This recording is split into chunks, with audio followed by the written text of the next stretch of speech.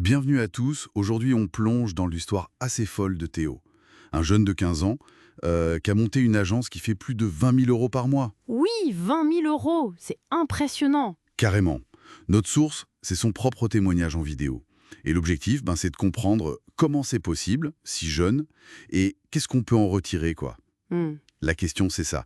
Comment on passe des jeux vidéo de Minecraft à une agence qui cartonne avant même d'avoir le bac? C'est vrai que c'est un cas d'étude super intéressant sur l'entrepreneuriat aujourd'hui avec le numérique qui facilite tout ça, cette émergence précoce. Exactement. Et ce qui est riche ici, je trouve, c'est de voir comment un sentiment personnel, un peu de décalage, a pu devenir un moteur pour créer une activité pareille. Alors, justement, tout commence vers 12-13 ans.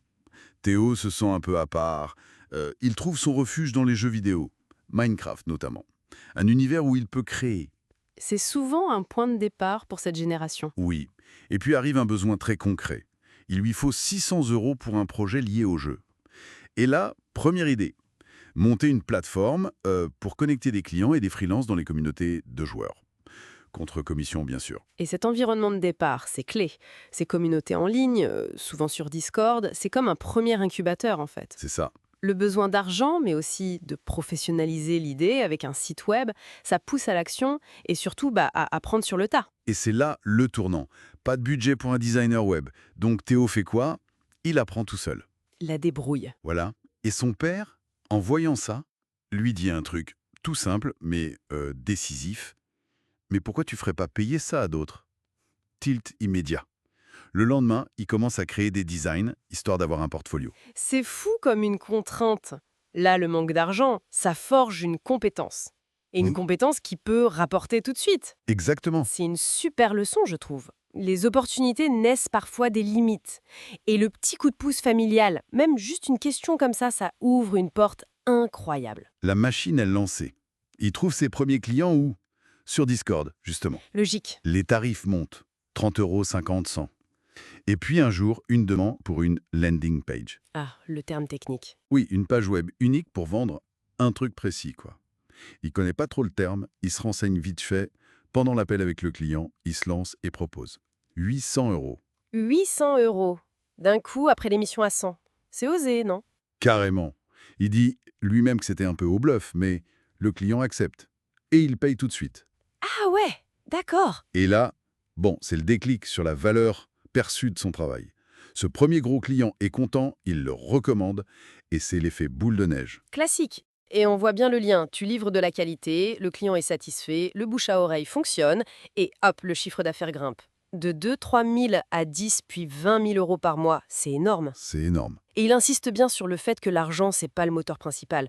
C'est plus le plaisir de faire, de s'améliorer, de construire quelque chose. Oui, mais cette croissance fulgurante, ça amène son lot de défis, forcément. Il s'associe avec Clément, qui a 21 ans, lui, et qui maîtrise Webflow, un outil pour faire des sites plus complexes. Pour gérer la partie technique, ouais. Voilà. Mais surtout, il y a l'équilibre quasi impossible entre le lycée et l'agence. Il parle de nuits très courtes, de devoir charbonner, comme il dit.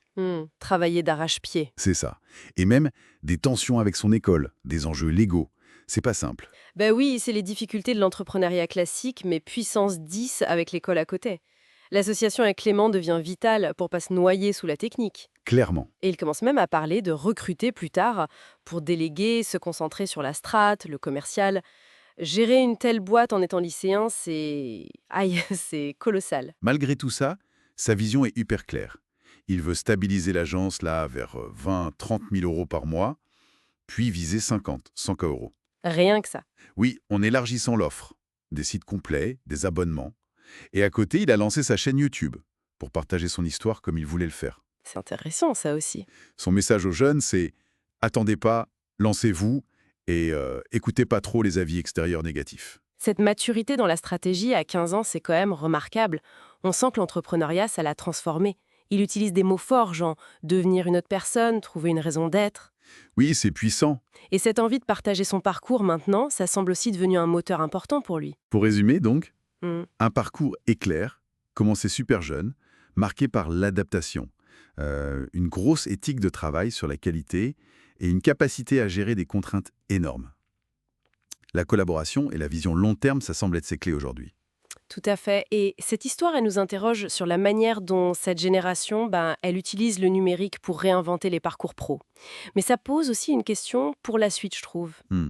Dans une ascension aussi rapide, aussi centrée sur le succès, quelle place reste-t-il pour l'expérimentation, pour l'échec qui fait grandir?